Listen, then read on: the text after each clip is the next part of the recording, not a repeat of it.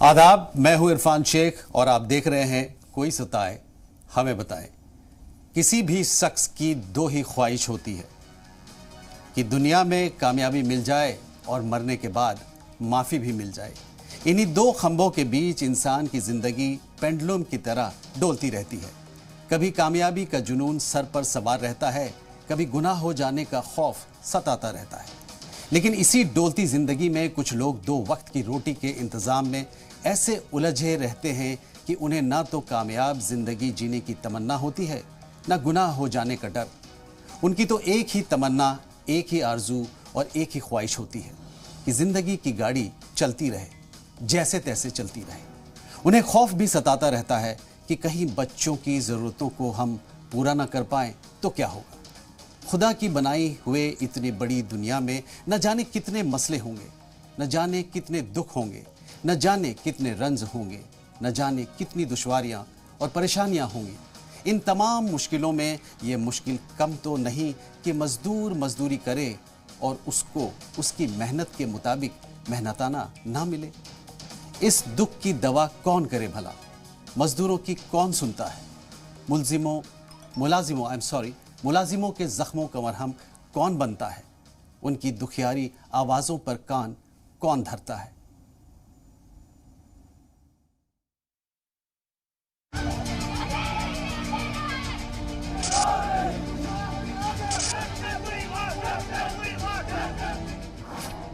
मुलाजमत तो है लेकिन मसले भी हैं।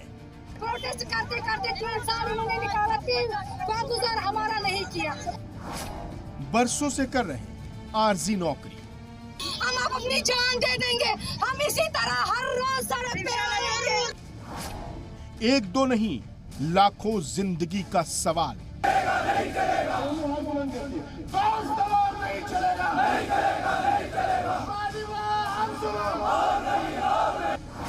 क्या सिर्फ वादों से भरेगा पेट?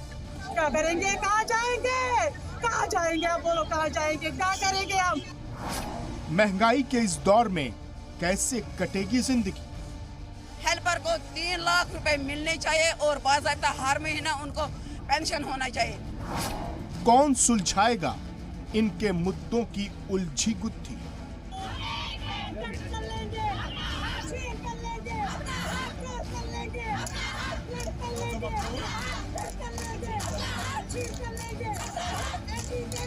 सरकार यहाँ पे यूज एंड थ्रू पॉलिसी इख्तियार कर रही है।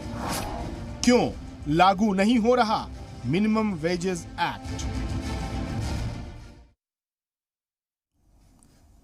कोई सताए हमें बताए में आज बात करेंगे जम्मू कश्मीर के सरकारी महकमों में डेली वेजर्स और कैजुअल्स तौर पर नौकरी कर रहे हैं मुलाजमीन की। ये आर्जी मुलाजमीन बरसों से नौकरी कर रहे हैं। कुछ लोगों की उम्र तो रिटायरमेंट के करीब है, लेकिन उन्हें पेमेंट नहीं मिल रहा है। सरकारों ने इनसे वादे तो किए, लेकिन उसे अमली जामा नहीं पहनाया गया। महंगाई के इस दौर में मामूली तनख्वाह पर काम कर रहे इन मुलाजमीन को अपने बच्चों की तालीम और बुजुर्गों के इलाज की फिक्र सता रही है। देखिए ये एक स्पेशल रिपोर्ट।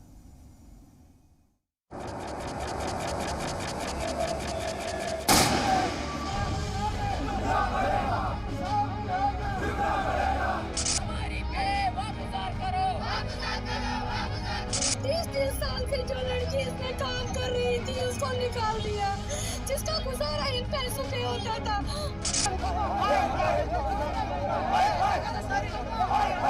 सारी हिंदुस्तान में आंगनबाड़ी वर्कर कर रही है, हम भी कर रहे हैं। हम चाहते हैं जिस तरह उनकी पे है उसी तरह हमारी भी होनी चाहिए। तलाश रिस्क का ये मरहला अजब है कि हम घरों से दूर भी घर के लिए बसे हुए हैं। हम इस ऑर्डर को मजम्मत करते हैं, 1 हफ्ते अंदर इनको बोलो ऑर्डर वापस लो। सबको रिस्क चाहिए,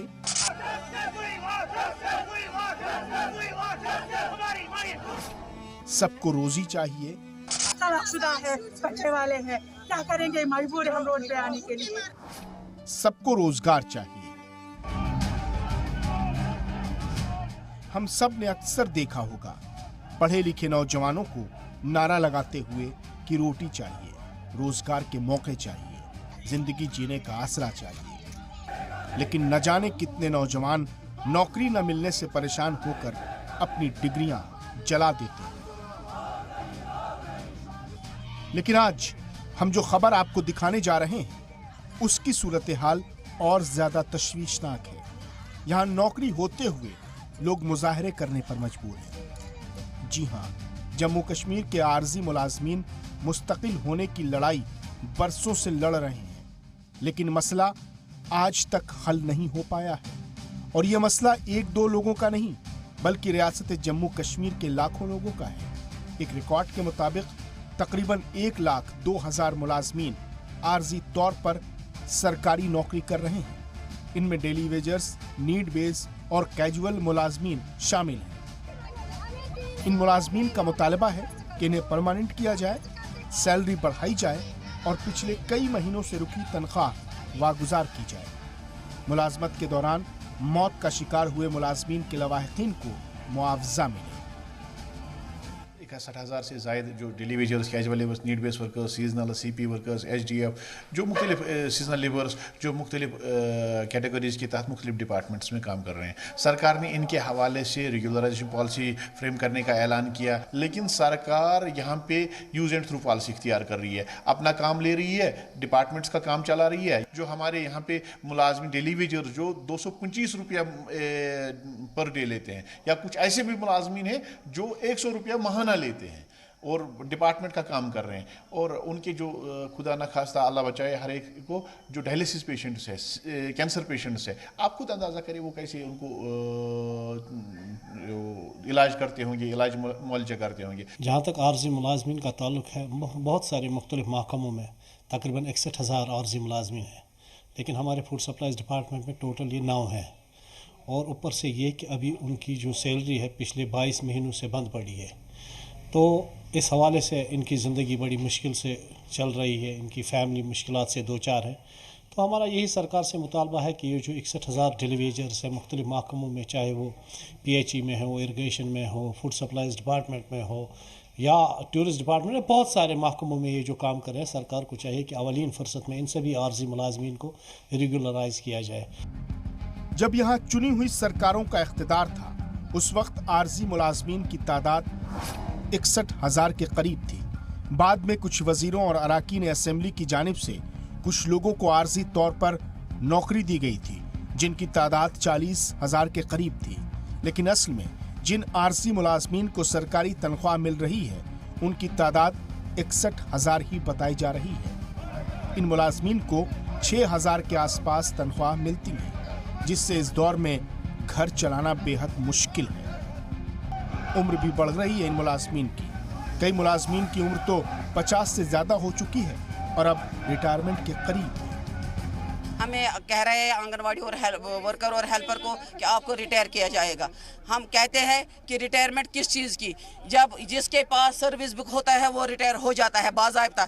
अगर ये चाहते हैं कि हम रिटायर हो जाएंगे, पहले हमारा सर्विस बुक है वो बना दिया जाए। अगर रिटायर भी करेंगे उसके बाद आंगनवाड़ी हेल्पर को 3 लाख रुपए मिलने चाहिए और बाज़ाब्ता हर महीना उनको पेंशन होना चाहिए। बच्चे छोटे बच्चे इसमें पढ़ते थे, यतीमों का गुजारा हो रहा था।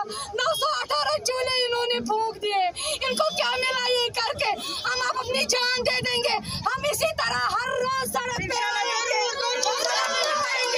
अगला धरना हमारा गवर्नर साहब के ऑफिस के सामने होगा 8 दिन के बाद इंशाअल्लाह, वहाँ से आकर यहीं पे फिर मिलेंगे अगर इन्होंने हमारा मसला हल नहीं किया। ऐसा नहीं कि इन मुलाजमीन की बातों को सुना नहीं गया, सुना गया लेकिन वादे करके टाल दिया गया। 2017 में महबूबा सरकार ने रियासत के तमाम आर्जी मुलाजमीन को एक फ्रेम पॉलिसी बनाकर परमानेंट करने का दिलासा दिलाया था, लेकिन वोटों की सियासत करने वाली पार्टियां कब अपने वादे पर खरी उतरती हैं। मसाइल वैसे के वैसे ही हैं। तनख्वाह कम होने के सबब घर की गाड़ी चलाना दुश्वार है, बच्चों की तालीम पर असर पड़ रहा है, घर के बुजुर्गों का इलाज नहीं हो पा रहा है। जो यंगस्टर्स है या जो ऑलरेडी यहाँ पे डिपार्टमेंट्स में काम कर रहे हैं, उन्हें काफ़ी मुश्किलात का सामना है। आए दिन प्रेस कॉलेज श्रीनगर में हमेशा एहतजाज होता है कि फ़लानी डिपार्टमेंट आज आया है, वो ये डिमांड कर रहे हैं या तो हमें मुस्तकिल करो और हमारी तनख्वाहें वागुजार करो। जब जो ऑलरेडी मुलाजमी लगे हुए हैं उनकी तनख्वाहें नहीं हैं, तो आप कैसे दावा कर सकते हैं कि नए मुलाजमीन को भर्ती किया जाएगा? पिछले 20 साल से बेचारे अपॉइंट हुए हैं, एडाक हैं, डेली वेजर्स हैं, टेम्प्रेरी मुलाजमीन हैं मुख्तलिफ महकमा जात में, और 20 साल से आज तक हर जो भी सरकारें आई हैं उन्होंने वादे किए हमारे साथ, एम्प्लॉय जॉइंट एक्शन कमेटी के साथ एग्रीमेंट्स हैं, लेकिन बदकिस्मती से पिछले 20 साल से आज तक कुछ देखने को नहीं मिला। लेकिन उनकी हालत इतनी अब अबतर हो चुकी है कि उनके अब चूल्हे भी नहीं जल रहे हैं बेचारों के। बच्चों को तालीम देना तो दूर की बात, उनके घरों में उनके वालिदैन ज़ईफ़ और बीमार, और वालिदैन के लिए अब दवाइयाँ भी नहीं हैं। हम कारबंद हैं इस बात पर कि जब तक उनका मामला हल नहीं होगा हम चैन से नहीं बैठेंगे। महकमा आबपाशी, महकमा तालीम, महकमा सियाहत, महकमा सेहत समेत कई महकमों में काम करने वाले आर्जी मुलाजमीन का कहना है कि भारत सरकार की जानिब से मिनिमम वेजेस एक्ट लागू किया गया है। इस एक्ट को अगर नाफिज कर दिया जाए तो हर मुलाजिम को 17 से 18 हजार रुपए हर महीने मिलेंगे, जिससे हालात में सुधार होगा। इन मुलाजमीन के मुताबिक लद्दाख में इस एक्ट को लागू किया गया, जिससे वहाँ के आर्जी मुलाजमीन को काफी राहत मिली है। जम्मू कश्मीर में PDP शासन के दौरान एक फ्रेम पॉलिसी बनाई गई थी कि सभी मुलाजमीन को परमानेंट किया जाएगा, लेकिन उसके बावजूद अब तक उन्हें परमानेंट नहीं किया गया है। क्या अब सभी मुलाजमीन का जीवन आगे भी ऐसे चलता रहेगा या फिर UT सरकार इस पर कोई बड़ा निर्णय लेगा, वो देखने वाली बात होगी। कैमरामैन अशरफ के साथ फारूक मानी, जी मीडिया, श्रीनगर।